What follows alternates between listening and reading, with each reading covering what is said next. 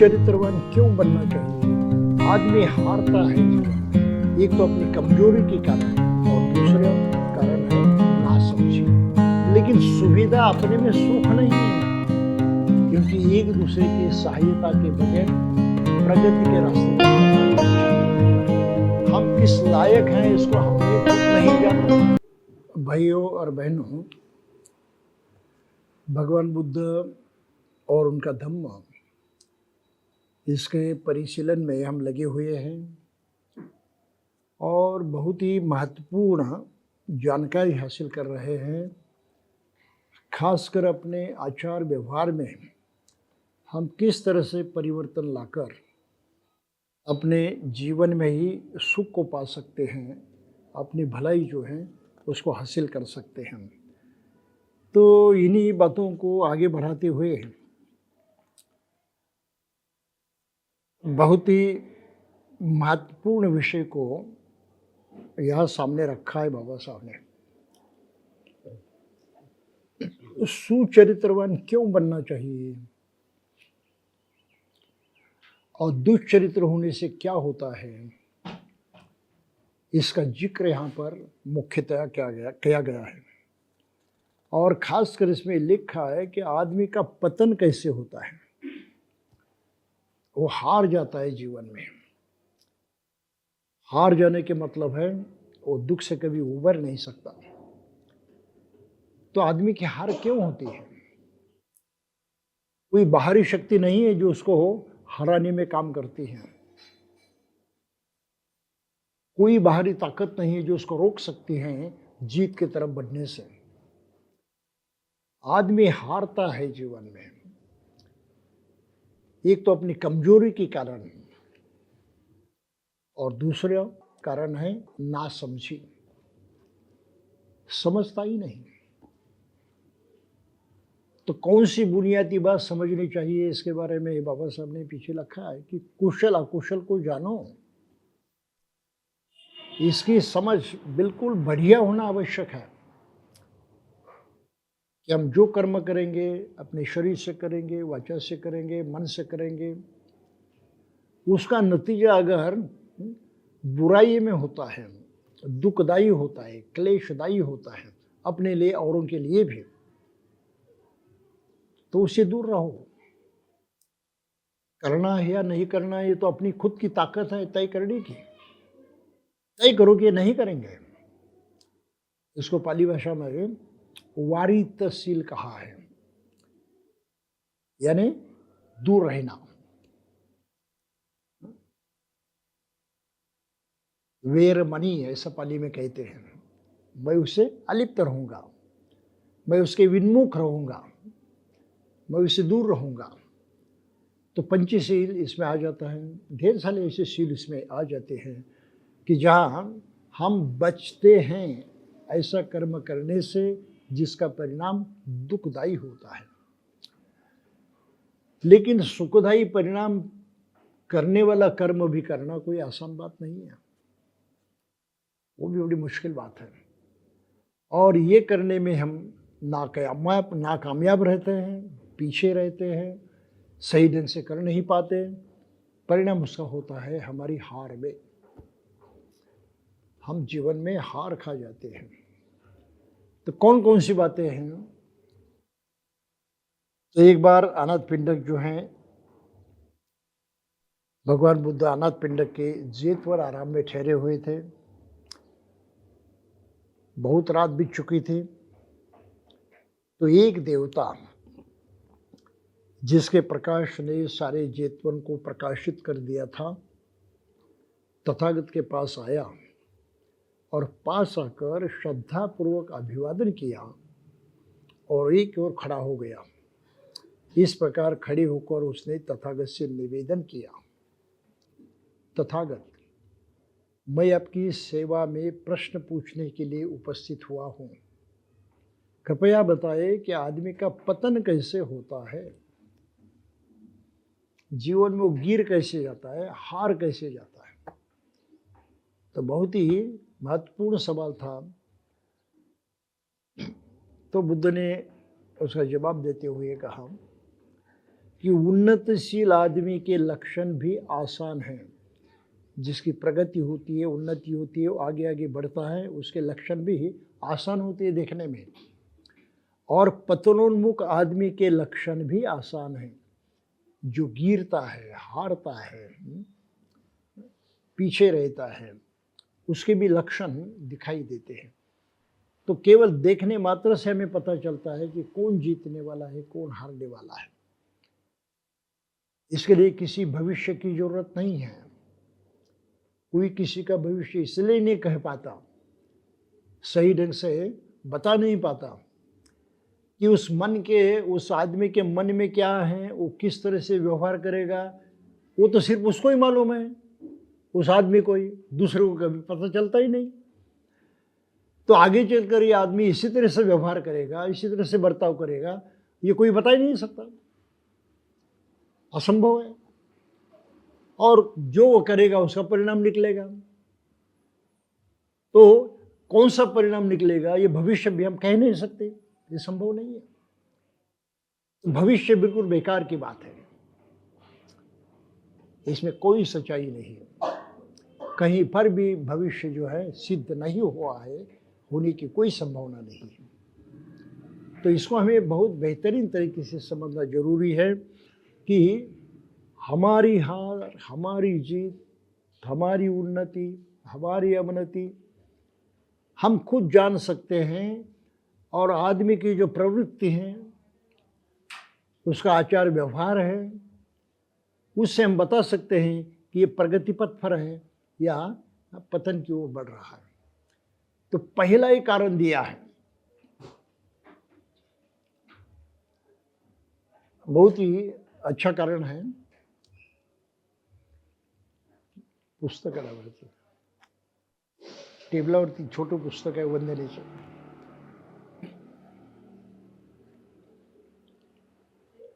वो कहते हैं कि कृपया बताए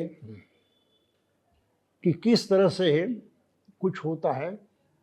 तो ये पराभव सूत्र नाम से ये बहुत ही प्रसिद्ध सूत्र हैं, बहुत ही महत्वपूर्ण है। लेकिन इस सूत्र की तरफ जितना ध्यान देना चाहिए था उतना अब तक नहीं दिया गया। आप आज हम इस सूत्र को ही देखने वाले हैं। तो ये प्रश्न पूछे जाने पर बुद्ध ने उनको बताया, उन्नतिशील आदमी के लक्षण भी आसान है और पतनोन्मुख आदमी के भी लक्षण आसान है। तो पहला लक्षण बनाया, जो धम्म से प्रेम करता है वो उन्नत होता है, और जो धम्म से घृणा करता है उसका पतन होता है। धम्म कामो भवम होती, धम्म देसी पराभवो, ये पाली सूत्र है। तो व्यवहारों में लिखना चाहिए कहीं सुभाषित के तौर पर, धम्म कामो भवम होती, जो धम्मों को मानता है, उस पर प्रेम करता है और इसलिए उसका आचरण करता है, तो उसकी प्रगति होती है। जो धम्म का द्वेष करने वाला है, उसकी घृणा करने वाला है, वो जीवन में हार जाता है। तो ये ऐसा तत्व यहाँ लिखा गया है जिसके बारे में आजकल के बौद्धों को बहुत बारीकी से सोचना चाहिए। क्या वो सही में धम्म को इस तरह से अपनाते हैं, समझते हैं? धम्म के प्रति क्या उनके मन में ये आस्था है, ये प्यार है, ये चाहत है? अगर धम्म के प्रति चाहत नहीं है तो समझ जाइए कि जितनी उन्नति आप करना चाहते हैं, जितने आगे बढ़ना चाहते हैं, जितना यश पाना चाहते हैं, वो नहीं मिलेगा, वो संभव नहीं है। व्यावहारिक जीवन में कुछ व्यावहारिक तत्वों को पाकर हम आगे बढ़ सकते हैं, लेकिन मनुष्य का जीवन आंतरिक होता है, मन के अंदर होता है। सुख दुख बाहरी चीजें नहीं हैं, वो तो मन महसूस करता है। और मन को ये महसूस होना तब संभव होता है अगर उस तरह का वातावरण निर्माण होता है।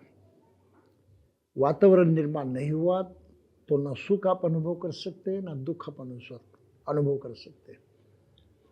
तो केवल भौतिक समृद्धि काम नहीं आती,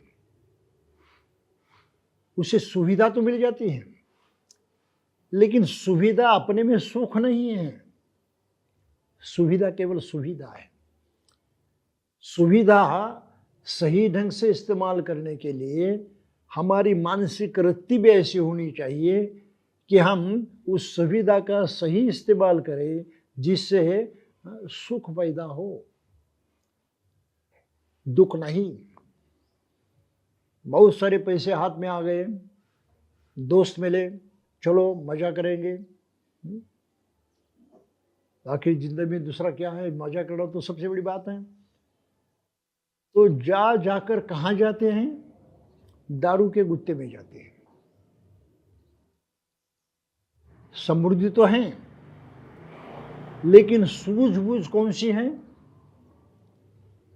इस तरह की सूझबूझ है, समझते नहीं कि इसका परिणाम, अंतिम परिणाम जो है दुखदायी होता है, पीड़ादायी होता है।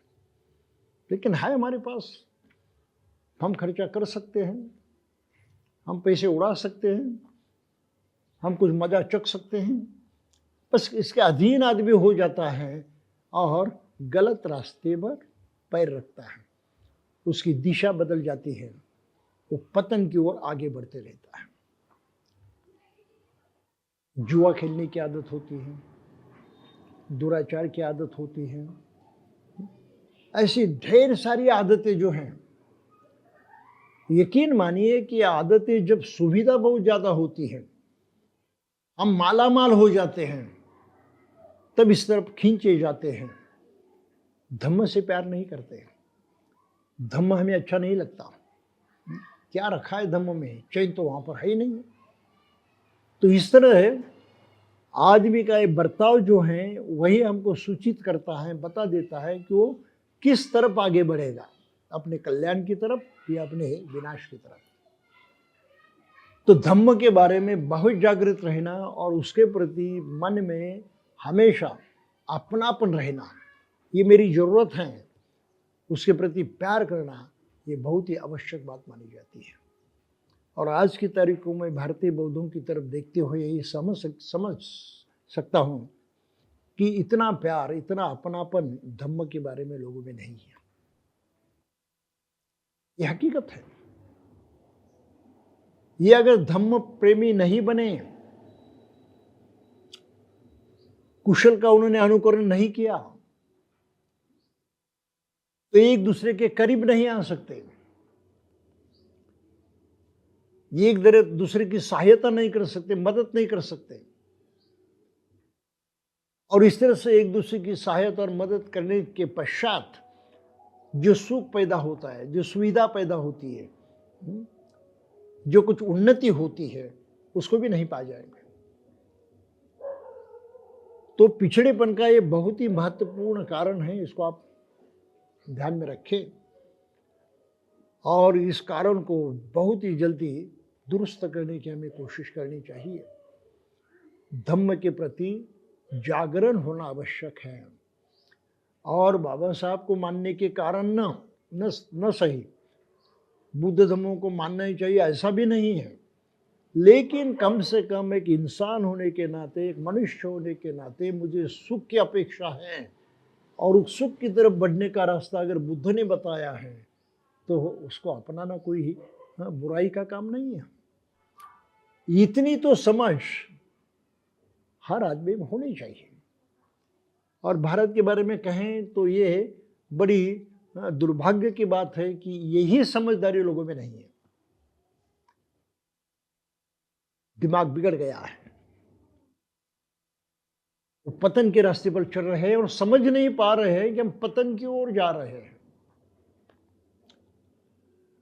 इसका एक आसान उदाहरण जो जातिवाद का उदाहरण बार बार हम देते हैं।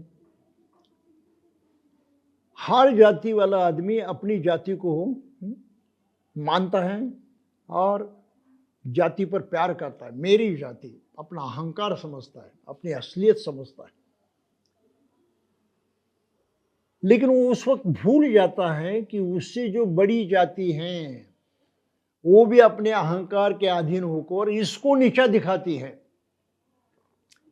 इसका अपमान करती है, दुख है, और ये दूसरे का अपमान करता है, दुख है। तो इस तरह से हम अपने ये बुरे गलत विश्वास के कारण अपनी हानि करते हैं, अपना ही नुकसान करते हैं, दुख को पैदा कर देते हैं। ये दुख पाना कोई विकास थोड़ी ही है, ये उन्नति थोड़ी ही है। तो भारत का कोई आदमी जो जातिवाद पर विश्वास करता है और उसके अधीन होकर बर्ताव करता है, सुखी नहीं हो सकता, और ना हुआ है अब तक। ये समस्या दिन ब दिन बढ़ते जा रही है, समस्याएं कम नहीं हो रही। तो ये पहला कारण बुद्ध ने बताया, धम्म कामो भवम होती धम्म देसी पराभो। धम्म पर प्यार करने वाला, धम्म को चाहने वाला, इसकी प्रगति होती है, उन्नति होती है। और जो धम्म के विरुद्ध है, चाहता नहीं, द्वेष करता है, उसकी अवनति हो जाती है। ये पहली बात है। दूसरी बात ये भी उसी के जैसी ही है। दूसरी बात में कहा है कि ऐसे आदमी, जिस आदमी को असत्पुरुष उसे अच्छे लगते हैं, जिस आदमी को बुरे लोग अच्छे लगते हैं, सत्पुरुष उसे अच्छे नहीं लगते, अपितु असत्य पुरुषों का धर्म अच्छा लगता है, वह पतनोन्मुख आदमी का दूसरा लक्षण है। असंतस्य पिया होती संते न कुरुते पियंग। जो बुरे लोग हैं उनको प्रिय लगते हैं, और जो अच्छे लोग हैं वो बुरे लगते हैं। तो अपने मन में अगर इस प्रकार की मानसिकता है, विचार हैं, सोच हैं, तो हमें बिल्कुल ही उसको जांचना चाहिए कि इसका परिणाम क्या होगा। और हम जानते हैं कि आदमी बिगड़ जाता है वो औरों की आदतों को अपना कर। एक दूसरे के साथ होते हैं तो हमारा रंग जो है, कलर जो है, ये एक दूसरे को नहीं लगता। एक दूसरे पर हमारे ये शारीरिक जो वास्तव है उसका परिणाम नहीं होता। हर आदमी जैसे कि वैसे रहता, कोई परिवर्तन नहीं है। लेकिन आदतें मात्र लग जाती है। हम आदतें सीखते हैं, दूसरों की कॉपी करते हैं, और इसलिए बुरी आदतें होंगी तो मतलब है बुरों का साथ है, बुरों की संगति है। अच्छी आदतें हैं तो समझ ले सकते हैं कि इसकी संगति अच्छी है और अच्छे लोगों के संपर्क में है। ये बहुत ही महत्वपूर्ण बात है। हम कहते हैं ये हमारी मानसिकता है, हमारी चाहत है, हम चाहते हैं, लेकिन जो चाहत हम रखते हैं उसके बारे में इस तरह से सतर्क होना बहुत ही जरूरी है। तो पराभूत होने का और ये दो कारण हैं कि जो सही धर्म है, सत्पुरुषों का धर्म है, आदतें हैं, स्वभाव हैं, वो हमें अच्छे नहीं लगते। लेकिन जो बुरे लोग हैं, उनकी प्रवृत्तियां हैं, उनका धर्म है, उसको हम चाहते हैं। तो ये गलत चाहत होने से भी आदमी का विकास नहीं होता, लेकिन वो अवनत हो जाता है।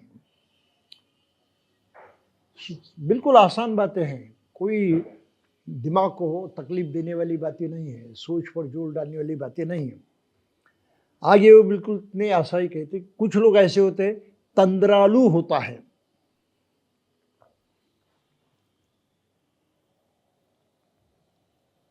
निद्दाशिली, तंद्रालु के मतलब सोने वाला भी होता है, सोने की जिसको ज़्यादा आदत है, बहुत ज़्यादा सोने वाला,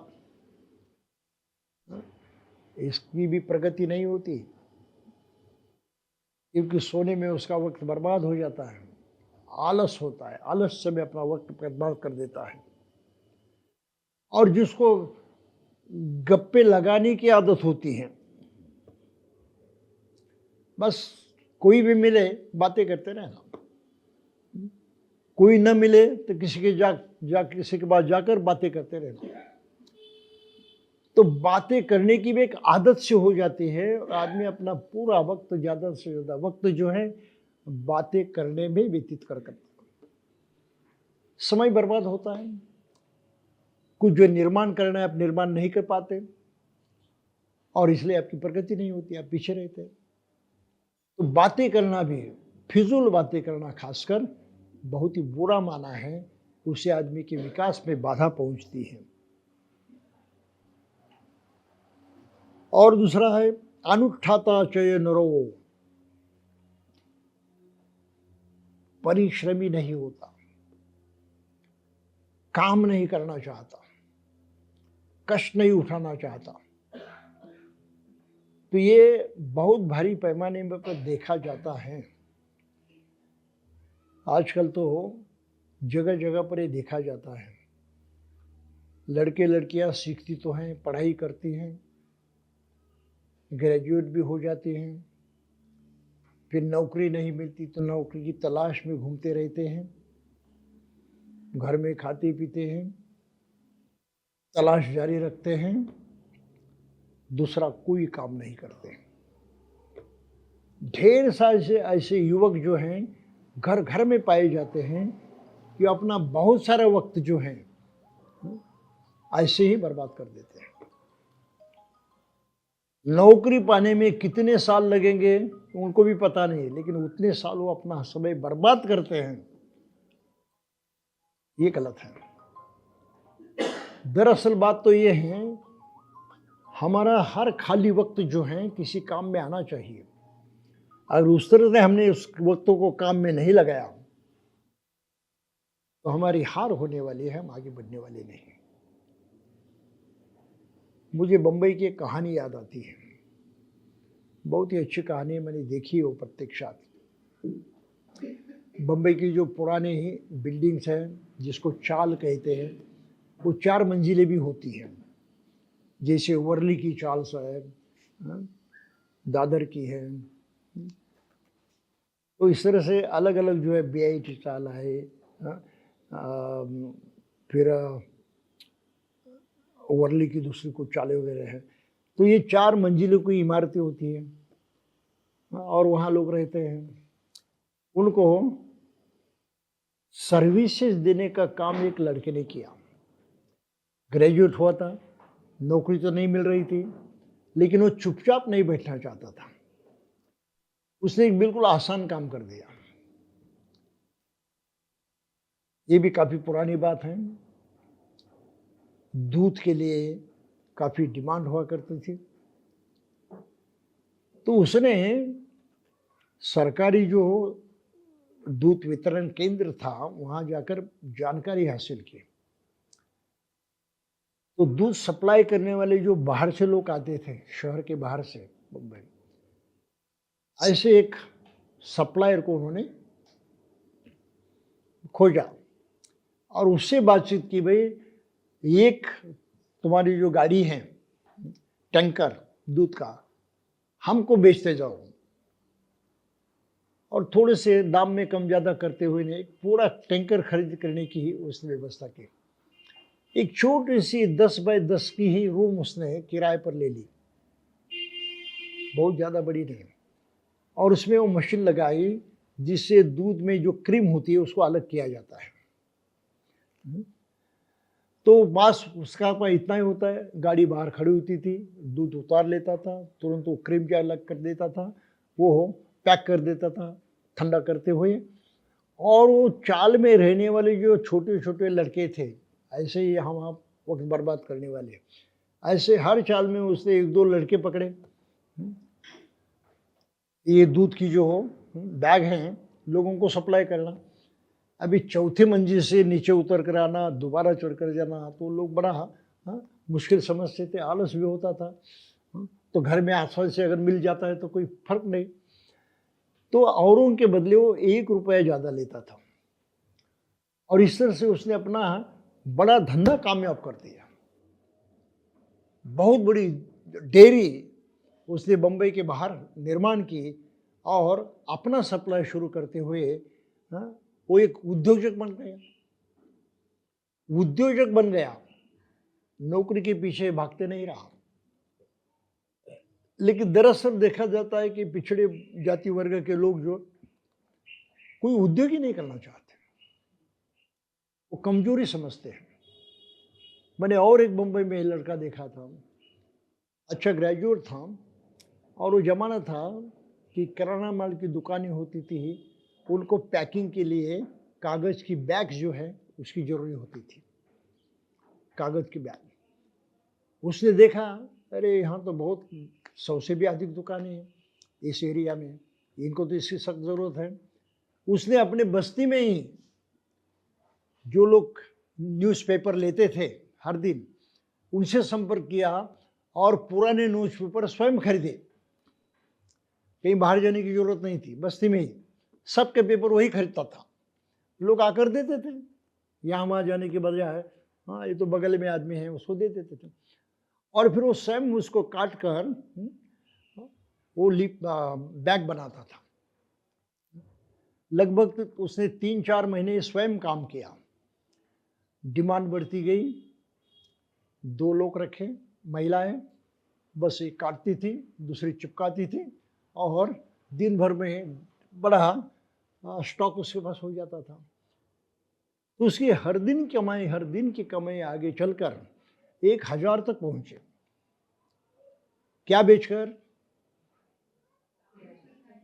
रद्दी, पुराने पेपर। वो चुपचाप नहीं बैठा, ग्रेजुएट होने के बावजूद भी ये नहीं सोचा कि मैं तो ग्रेजुएट हूँ और इतना हल्का काम क्यों करूँ, नहीं सोचा उसने। उसको दिखाई दिया कि ये चांस है, करना चाहिए, तो तुरंत उस काम में लग गया। अगर ये वृत्ति हमारे युवकों में होती हैं, चुपचाप नहीं बैठना चाहते हैं, कुछ ना कुछ काम करने की सोचते ही रहेंगे, दिमाग में वो सोच हमेशा रहेगी, वो जागृति रहेगी, तो उनका जीवन जो है ये प्रगतिशील बनेगा। वो कुछ ना कुछ करेंगे ही, चुपचाप नहीं बैठेंगे, अपना समय गवाएंगे नहीं। तो ये निद्रालु भी नहीं होंगे, बातें करने भी अपना समय नहीं गवाएंगे, और कष्ट करने से कतराएंगे नहीं। ये संस्कार होते हैं और इन संस्कारों की बड़ी जरूरत होती है, और पिछड़ी जाति वर्ग में संस्कार नहीं होते, बहुत ही मुश्किल काम। तो ये पतन के कारण है। और फिर 7वां कारण दिया है,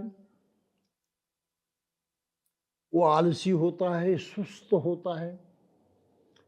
सुस्ती और आलसी भी बड़ी मुश्किल होती है।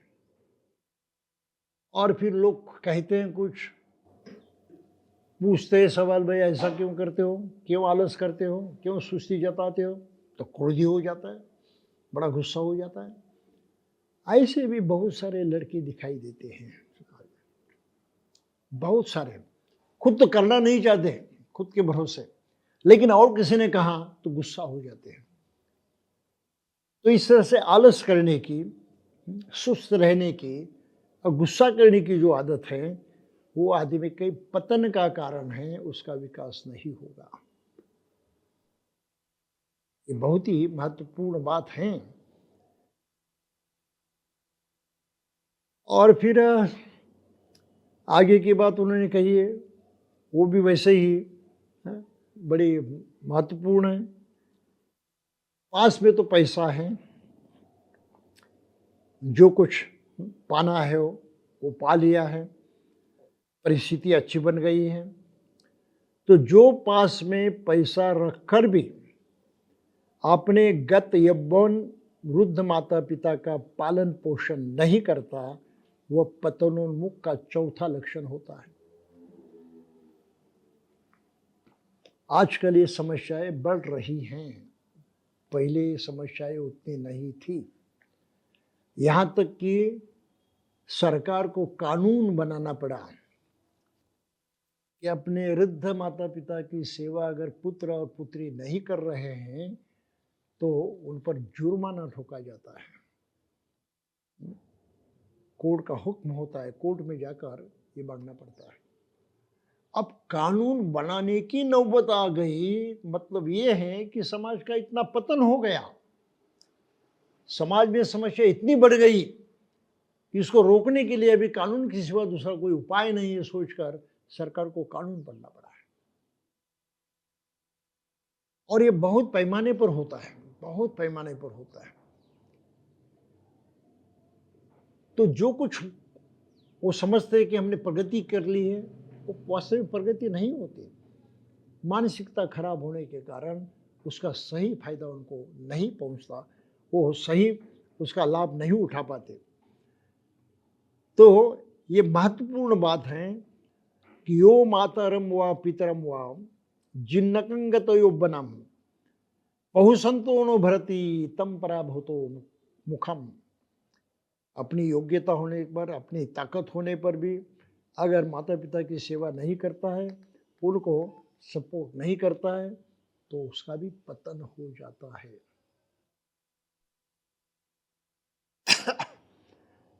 एक कहानी मैंने पढ़ी थी, एक ऐसा आदमी, काफी रईस तो था, पता नहीं पिताजी से कुछ गुस्सा भी था और कुछ बैर भी था। वो हमेशा मिट्टी के थाली में एक साधारण अन्न जो है वो अपने पिताजी को देता था हर दिन। तो बच्चे ने क्या किया, उसका जो लड़का था वो भी कभी भी जाता था साथ में, उसने सब देख लिया। उसने जो ये मिट्टी के बर्तन थे वो ऐसे संभल कर रखे, बचा कर एक जगह रख दी उसने। ये तो उस वक्त फेंक देते थे। जैसे पहले हम रेल से यात्रा करते थे तो रेल में चाय बेची जाती थी मध्य प्रदेश में, ये मिट्टी के कप में, क्या कहते थे भूल गया मैं, हाँ। और फिर लोग चाय पीते थे और फेंक देते थे। वैसा वो जमाना था कि माटी का भी बर्तन होता था, हाँ, उसका प्रयोग करते थे और बाद में फेंक देते थे। लेकिन इस लड़के ने ऐसे कुछ संभाल कर रखे और एक दिन इस पिताजी के नज़र में आया और उसे बोले, तुम क्या कर रहे हो, ये तो फेंक दो, फेंक देने की बात है, तुम क्यों संभाल कर रखते हो। तो उसने क्या कहा, मैं इसलिए संभाल के रखता हूँ कि शायद कल तुम्हारे लिए मुझे इसका प्रयोग करना पड़ेगा। हाँ? तुम जो कर रहे हो तो तुम्हारे लिए मुझे कल इसकी जरूरत पड़ेगी। ऐसा भी होता है, लेकिन हम आगे की बात नहीं सोचते, इसके दुष्परिणाम इस तरह से होते हैं। और भारत में सार्वजनिक दुख का एक बहुत महत्वपूर्ण कारण ये भी है कि हमारे परिवार के जो करीब के नाते संबंध हैं उसमें बहुत बुरी धारणाएं पैदा हुई हैं और काफ़ी अंतर पड़ गया है। इसके कारण अवनति होनी ही है, प्रगति तो होने वाली नहीं है। तो ये भी एक बहुत ही महत्वपूर्ण कारण यहाँ पर दिया गया है। और फिर हम सभी लोग जानते हैं ऐसे भी कारण यहाँ पर दिए हैं।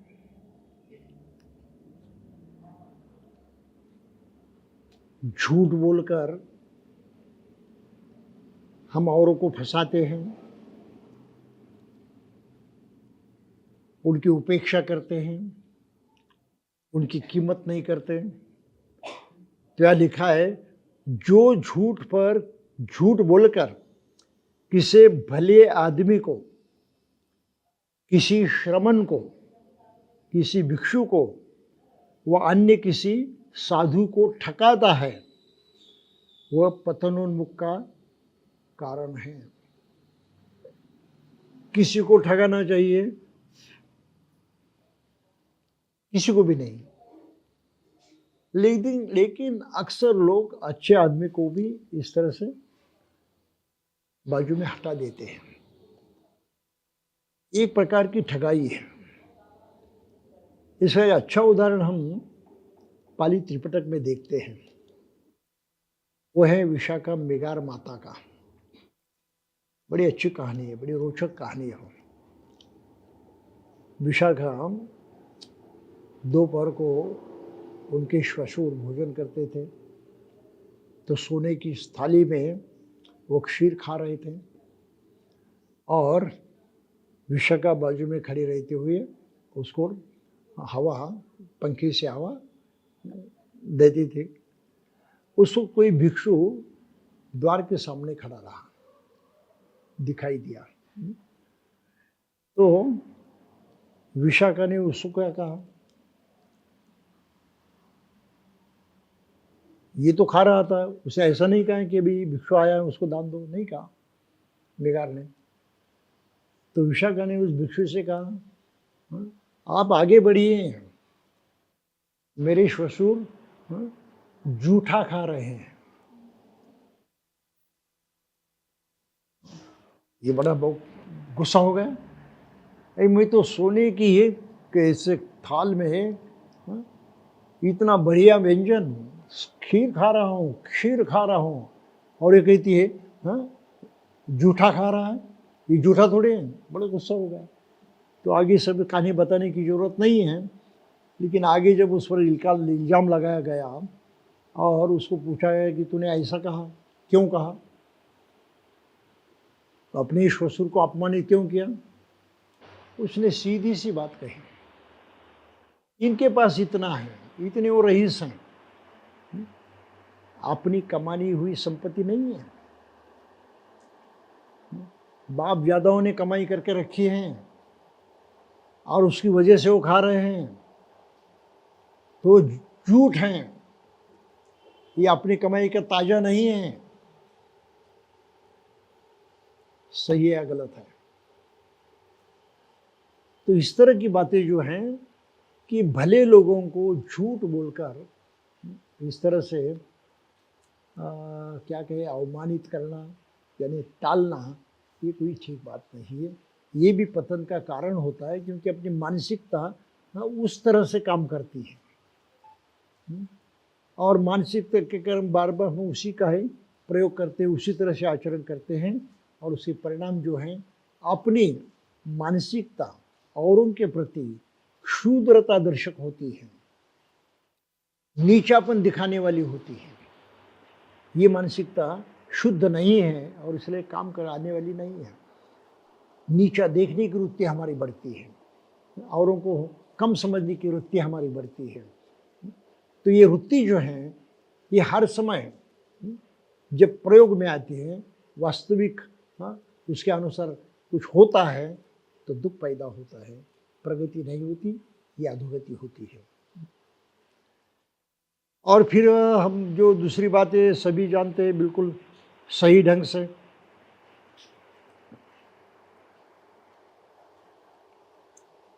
जिस व्यक्ति को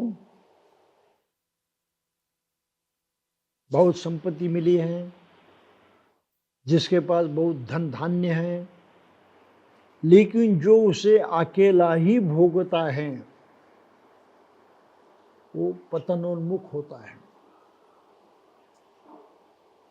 और उनसे कोई लेन देन नहीं, मेरा अपना, मैं और मेरा, ये प्रवृत्ति जिनकी होती है उनका विकास नहीं होता।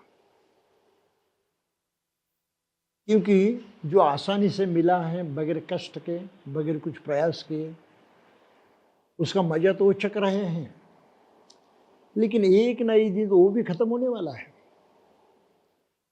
अगर वो खत्म हो गया तो कमाने की तो आदत नहीं है भाई आपको, दोबारा कहां से लाए ये अकल तो नहीं है। तब दुख का बहुत भारी प्रहार उस पर होगा, सामान्य बात नहीं हो, पतन ही पतन होगा, प्रगति नहीं हो, पूरी अधोगति हो जाती है। तो इस तरह से इन छोटी छोटी बातों को लेकर भी सही ढंग से सोचना अत्यंत आवश्यक है। तो आगे वो कहते हैं कि जिस किसी आदमी को अपने जन्म का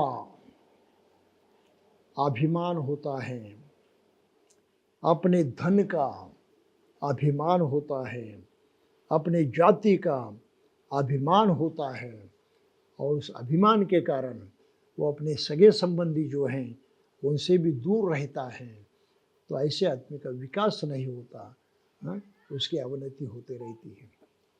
और ये बिल्कुल सामान्य सी बात है, बिल्कुल सामान्य सी बात है।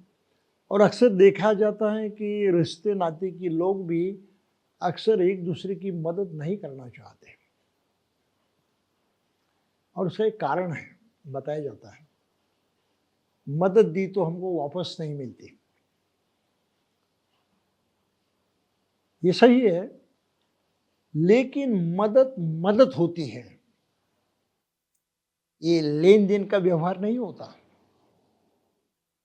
और मदद हम करते हैं तो दे देते हैं, उसको वापस पाने की अपेक्षा नहीं रखते।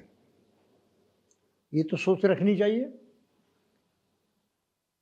तो मदद के नजरिए से ही करनी चाहिए, लेन देन की नजरिए से नहीं।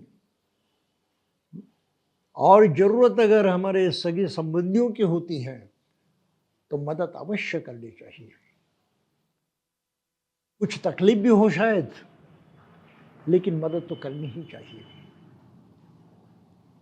अगर हम एक दूसरे के बारे में इतने जागरूक रहें, सहायता करते रहे, तो जिस आदमी की हमने सहायता की है, यकीन मानिए, विश्वास रखिए कि समय आने पर उसमें से कुछ ना कुछ लोग तो हमारी भी मदद करने वाले हैं। सभी बेईमान नहीं होते, ये संभव भी नहीं है। हमें मदद की जरूरत होती है, शायद हमने जिनकी मदद की है उनके पास हमें मदद करने की योग्यता ना हो, क्षमता ना हो, उस वक्त वो नहीं करेंगे। लेकिन ऐसा नहीं कि कोई नहीं करेंगे। और जब हम एक दूसरे की मदद करते हैं तो सगे संबंधियों के रिश्ते नाते और दृढ़ हो जाते हैं और पक्के हो जाते हैं, विश्वास पक्का हो जाता है, और एक दूसरे के लिए मदद करने की, सभी प्रकार के कष्ट उठाने की एक जिद आदमी पैदा होती है। संग्रह होता है, इकट्ठा होते हैं सभी लोग। तो हमने महामंगल सूत्र में बात पढ़ी थी, यातकानंच संग्रह हो। जो रिश्ते नाते के लोग हैं उनका संग्रह होना चाहिए, उनकी एकजुट होनी चाहिए, वो आपस में एक दूसरे से मिलनसार होने चाहिए, एकता की भावना उनमें होनी चाहिए। ये कब होगी? अगर हमने ये इस तरह का रवैया अपनाया कि हम हर किसी के काम आएंगे, चाहे कुछ भी हो। हम दूसरे के काम आते तो दो बातें हमें बढ़ती हैं। नंबर एक की बात हमें बढ़ती है कि हम उनके प्रति बहुत ही मैत्री भाव रखते हैं, अपनापन रखते हैं। तो अपनेपन की वृद्धि होती है अपने मन में, वो कुशल होने के कारण सुखदायी होती है। और दूसरी वृद्धि होती है, मैं दे सकता हूं, क्षमता मुझ में है, ताकत मुझ में है। आप समझ रहे बात को? ये सबसे बड़ा फायदा उसमें है कि अपनी ताकत की हमें बिल्कुल सही ढंग से पहचान हो जाती है। अरे मैं कर सकता हूं, मैं उसके काबिल हूं। ये प्रयास करने की जिद जो है बढ़ जाती है, और परिणाम उसका ये होता है कि आपका विकास ही होता है। अपना जो गुण है, जो क्षमता है, जो योग्यता है, जो लायकियत है, वो मजबूत होती जाती है। और कितना फायदा है वो, सबसे बड़ा फायदा है। अभी मैंने किसी को दे दिया, नुकसान हुआ, कबूल, लेकिन उसको दोबारा पाने की क्षमता मुझ में है, वो मैं करूंगा, दोबारा पाऊंगा, नुकसान खत्म। अब समझ इस बात को? ये कार्य शक्ति ये करने की जिद जिसमें बढ़ती हैं, उसका तो विकास ही होने वाला है, उसका विकास ही होने वाला है, कोई कमी पड़ने वाली नहीं। तो इस तरह से यातकानंच संग हो, हमने केवल अपने रिश्तेदारों का भी इस तरह से संग्रह किया, सभी रिश्तेदार, उसमें एक ऐक्य की भावना, एकता की भावना जाग उठी और एकता की तरह से एक दूसरे से बर्ताव करने लगे, तो बहुत परिणाम होने वाला है समाज पर, बहुत अच्छा परिणाम होना रहा है, होगा, और बहुत ही प्रगति उससे हम पा सकते हैं, क्योंकि एक दूसरे की सहायता के बगैर प्रगति के रास्ते पर चलना भी कठिन हो जाता है। तो ये जरूरत है। तीसरा उसका फायदा होता है, भीख मांगने की प्रवृत्ति खत्म हो जाती है। भीख मांगने की प्रवृत्ति खत्म हो जाती है। हम सहायता लेते हैं, लेकिन दिमाग में सोच होती है कि ये तो मुझे लौटाना है। इतना ही नहीं, लेकिन समय पर उसकी भी मदद करनी है। तो अपनी जो कर्म शक्ति है, निर्माण क्षमता है, क्रिएटिविटी जिसको इंग्लिश में कहते हैं, उसको बढ़ावा मिलता है, हमारे सद्गुण को बढ़ावा मिलता है, और ये सद्गुण जो हैं हमें और अधिक प्रगति करने के लिए सशक्त बनाते हैं। तो ये छोटी छोटी बातें कि नजर नहीं आती, दिमाग के समझ में तो नहीं आती, दिमाग में आती बातें, लेकिन उसके फायदे इस तरह से होते हैं, और इसलिए कहा है कि ये प्रगति पथ पर ले जाने वाला आचरण है। अगर ऐसा नहीं किया तो प्रगति नहीं हो सकती। ये आदतें हमें देखनी चाहिए, अपने में पहचाननी चाहिए, और इन आदतों को बढ़ावा देने का प्रयास हमने हरदम करना चाहिए। जो आदमी इस तरह से अपनी आदतों को बढ़ावा देने का प्रयास करता है, उसकी तो प्रगति होनी ही है, वो तो आगे जाने वाला है, उसकी बढ़ोतरी हो गई, वो पीछे रहने वाला नहीं है, उसका पतन होने वाला नहीं। फिर आगे और बातें कही हैं, जो आदमी व्यभिचारी होता है, शराबी होता है, जुआरी होता है, और जो कुछ पास है उसे आई शराब में लुटाता है, उसका तो पतन अवश्य है। और ये सभी को ज्ञात है, सभी जानते हैं कि ये पतन के सबसे बड़े कारण है, और सबसे खुले खुले कारण है, सबके समझ में आ जाते हैं। तो ऐसी प्रवृत्तियों को हमें अपने मन के अंदर जांचना चाहिए, परखना चाहिए, और ये तय करना चाहिए कि उनको बढ़ावा न मिले, इनको हमें कमजोर करना चाहिए। और इन प्रवृत्तियों को कमजोर करना है तो हमें शील का पालन करना जरूरी होता है। आ गई धम्म की बात, धम्म के प्रति अपनापन होना जरूरी होता है, शीलाचरण के प्रति अपनापन होना जरूरी होता है। अरे मेरे काम की बात है, मुझे करना ही चाहिए। तो धम्म प्रेमी उसकी बढ़ोतरी होती है, धम्म से प्यार करता है, धम्म कामो भवम होती, कामना करता है धम्म की, तो उसका उद्धार होता है, प्रगति होती है, भवम होती।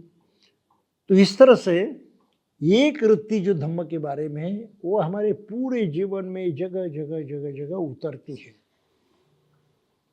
और हमारे जीवन के विविध पहलू जो हैं, गुण हैं, उनको बढ़ावा देने में काम आती है।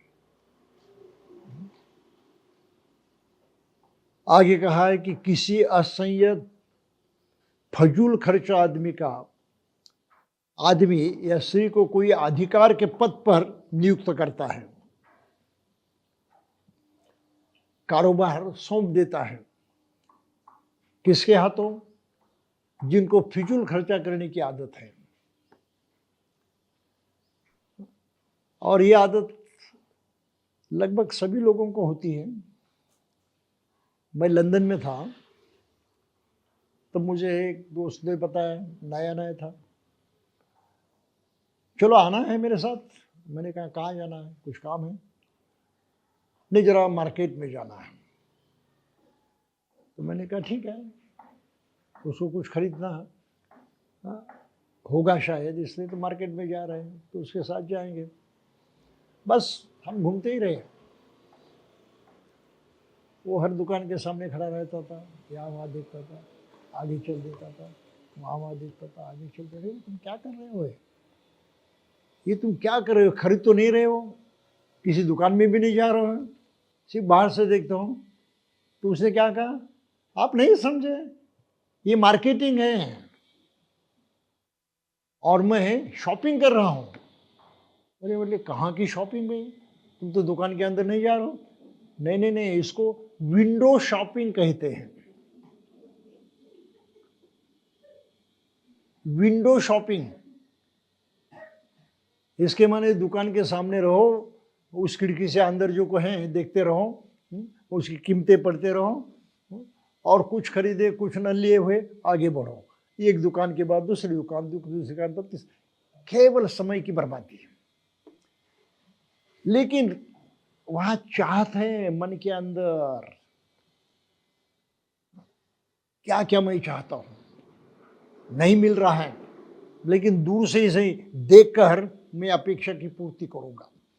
आप समझ रहे इस बात को? तो तृष्णा जो है वो और अधिक बढ़ते रहते हैं। प्रत्यक्ष तो मिला नहीं, लेकिन देखा देखा देखा, हाँ चलो मिल गया, ऐसी मन में ही झूठी सांत्वना मिल जाती है। तो ये विंडो शॉपिंग आजकल बहुत ज्यादा चलता है, बहुत ज्यादा चलता है। तो हमारे काम के लिए जिस ठोस चीज की जरूरत होती है उस दुकान में जाए, खरीदे और घर लौट आए। ये विंडो शॉपिंग करने की कोई जरूरत नहीं है। लेकिन ये बड़ा जोरदार मामला आजकल चल रहा है, और इसलिए इतने सब सजावट किए हुए सजे हुए दुकान दिखाई देते हैं आकर्षण पैदा करने के लिए। और आकर्षण पैदा करने के माने अपने मन में तृष्णा पैदा करना, जो चीज हमको नहीं चाहिए उसके प्रति भी आकर्षण पैदा करना और हमें वो लेने के लिए बाध्य करना। ये जबरदस्ती है अप्रत्यक्षात। एडवर्टाइजमेंट जो है इस प्रकार की दूर से ही बगैर दिखें हम पर जबरदस्ती करने की टेक्निक है, यंत्रणा है। इसलिए झूठ एडवर्टाइजमेंट हो जाती है, पूरी तरह से झूठ, और उस एडवर्टाइज के पीछे आदमी दौड़ता है। तो हर जाहिरात जो होती है एडवर्टाइजमेंट, ये झूठ का मामला होता है। सच्चाई बहुत कम रहती है, लेकिन बाहरी बाहरी चीजें देखकर हम उनकी ओर आकर्षित होते हैं। बाहरी चीजें देखकर आकर्षित होते हैं, और फिर आपको लुभाने के लिए ढेर सारी झूठी बातें कही जाती हैं। आखिर वो झूठी है तो काम तो किसी के आते नहीं, लेकिन दाम दे दिया, वस्तु खरीदी, उसका उपयोग किया, कुछ अच्छा नहीं लगा, लेकिन कहे किससे फिर? हमने गलती की है, अपनी गलती को खुद थोड़े हम कबूल करते हैं, नहीं करते। तो इस तरह से आदमी की एक एडवर्टाइजमेंट के माध्यम से बहुत ही बुरी तरह से उसका शोषण होता है, उसको फंसाया जाता है। ये विंडो शॉपिंग की बात मैंने पहली बार लंदन में देखी, और अभी तो आजकल सभी बड़े शहरों में है, बड़े जोर से लोग घूमते रहते हैं मार्केट में, घूमते रहते हैं घंटों तक, थक जाते हैं, वापस आते थे। कहाँ गए थे? मार्केटिंग के लिए गए थे। क्या लाया कुछ नहीं।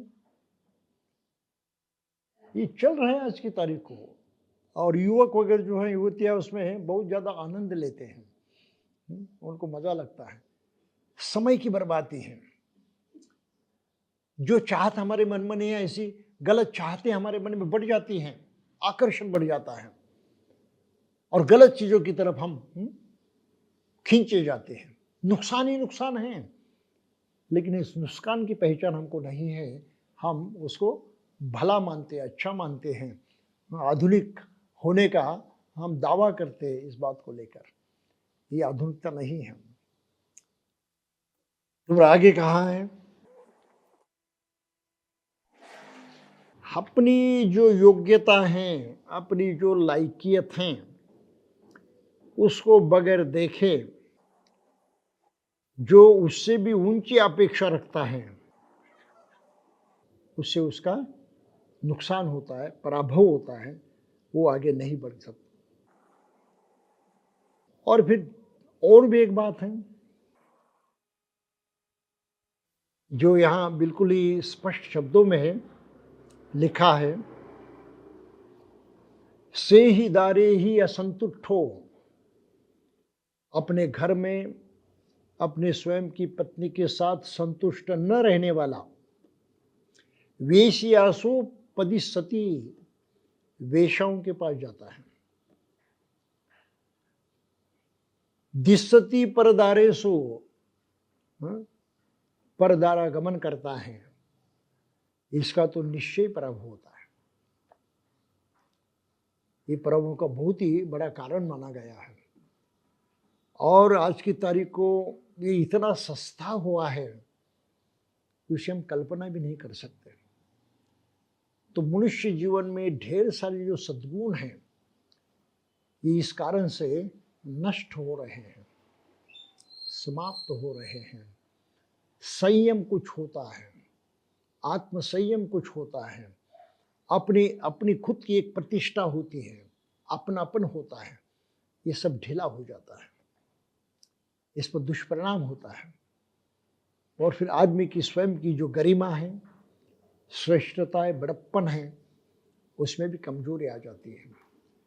तो इसके दुष्परिणाम बहुत सारे होते हैं, लेकिन इस दुष्परिणाम को जानने वाले लोग बहुत कम हैं। और ये अगर नहीं जाना तो हमारा जीवन जो है पराभव की तरफ बढ़ने वाला है, हाँ, पतन की ओर बढ़ने वाला है, उन्नति की ओर बढ़ने वाला नहीं है। तो ये बहुत ही महत्वपूर्ण ऐसे पराभव के जो कारण दिए हैं, इन कारणों को हमें समझना बहुत ही आवश्यक है। नहीं समझे तो नुकसान ही नुकसान है, इससे कोई फायदा होने वाला नहीं। तो पराभव सुत्तम,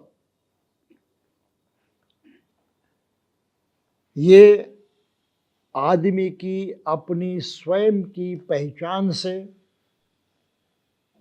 उसको विन्मुख करता है, दूर रखता है और अपनी खुद की क्षमता को बढ़ावा देने के बजाय उसका आंतरिक घात होता है, क्षमता घटित होती है और उसका नुकसान होता है, जिसे हम पर्सनैलिटी डेवलपमेंट कहते हैं, व्यक्तित्व विकास कहते हैं। आजकल ये शब्द प्रयोग काफ़ी मात्रा में सुना जाता है। व्यक्तित्व विकास के शिविर लगते हैं, ट्रेनिंग देने वाले ढेर सारी फीस लेते हैं, लोग वहाँ इतना समय भी देते हैं, लेकिन जो सीखना चाहिए वो नहीं सीखते। ये ऐसी ऊपर ऊपर की बातें हैं। तुम्हें अगर यशस्वी होना है तो टाटा जैसा व्यवहार करो। अब टाटा ने कैसा व्यवहार किया तुम्हें क्या पता? कुछ भी तो पता नहीं। उद्योग जो बनना चाहते तो ऐसा ऐसा करो, भाई ये ऐसा करो वैसा करो, इससे काम नहीं चलता। काम उससे चलता है कि उस आदमी में कौन सी क्षमता है, पहचानो, जानो। अरे तुम में ये कौशल है, ये खास बात तुम में है, इस खास बात को तुम इस तरह से प्रयोग में ला सकते हो। ये सिखाना वास्तविक पर्सनैलिटी डेवलपमेंट है और ये काम बुद्धिज्म के माध्यम से सही ढंग से होता है। अपनी ही हमको पहचान नहीं हुई, हम किस लायक हैं इसको हमने खुद नहीं जाना। क्या करोगे दुनिया में औरों की बातें सुनकर? ये कही सुनी बातें किसी के काम के नहीं होती। अब समझ रहे इस बात को? और आजकल केवल कही सुनी बातों की तरफ ही लोग आकर्षित होते हैं, उसमें समय देते हैं, पैसा भी बर्बाद करते हैं और पाते कुछ भी नहीं है। पाते कुछ भी नहीं है। 50-60 वर्षों से पिछड़े जाति वर्ग के लोग ढेर सारे ऐसी कल्पनाओं को जानने की कोशिश करते रहे, कल्पनाएं जानी भी उन्होंने, उद्योजक कैसे बनना है, व्यवसायी कैसे बनना है, रईस कैसे बनना है। लेकिन कितने लोग रईस हुए हैं, कितने उद्योजक पैदा हुए, कितने व्यवसायों में हमने बढ़ोतरी की? कुछ भी तो नहीं। 50-60 साल गुजरने के बाद भी ये पिछड़ापन क्यों? पर्सनैलिटी डेवलपमेंट के इतने सारे कोर्सेस हो गए, इतने कार्यक्रम हो गए, इतने लोगों ने उसका फायदा उठाया, कहाँ है वो? आप समझ गए इस बात को? तो पर्सनैलिटी डेवलपमेंट के ऊपर ऊपर की कुछ बातें जो है उनको छोड़कर असली बात जो है कि अपनी मन की ताकत को बढ़ाना है। अपने जो गुण है, अपने जो कौशल है, अपनी जो योग्यता है, उसको पहचान कर उसको बढ़ावा देना है। और इस नीति से जो यहाँ कही गई है कि हम अपने बल बूते पर करें, बाहर की देखा दिखी नहीं। तो इस तरह से अगर संस्कार हुए तब कहीं मनुष्य जो है आगे बढ़ सकता है। और संस्कार बुद्ध धम्म से ही हो सकते हैं। क्यों? कि मनुष्य है, मनुष्य होने के नाते में उसकी कुछ असलियत है। मन नामक उसकी बहुत बड़ी शक्ति है, और मन चाहे वो सब कुछ जान सकता है, सीख सकता है। मन चाहे वो कल्पनाएं कर सकता है। इस शक्ति का सही ढंग से प्रयोग करना आखिर हर आदमी के हाथ में है, दूसरे किसी के हाथ में नहीं। तो अपनी स्वयं की ऊर्जा, स्वयं की ताकत, स्वयं की क्षमता एक मनुष्य होने के नाते उसका सही प्रयोग करने की जो नीति है, ज्ञान है, इसको हम बुद्ध के धम्म से पाते हैं। और उसको पाने से फिर हमारा व्यक्तित्व जो है, एक मनुष्य होने के नाते हमारा विकास होता है। तो एक मनुष्य होने के नाते विकसित होना, ह्यूमन डेवलपमेंट उसको कहते हैं, मनुष्यता का विकास है, पर्सनैलिटी का नहीं। केवल दो अलग बातें हैं। मनुष्यत्व हमारा जो है, सर्वश्रेष्ठ मनुष्यत्व जो हमारा है, उसका विकास सही माने में अपना विकास है। पर्सनैलिटी डेवलपमेंट जो कहते हैं, बहुत सारी ऊपर ऊपर की बातें होती हैं, उसमें ये भी छोटी मोटी बातें आती हैं।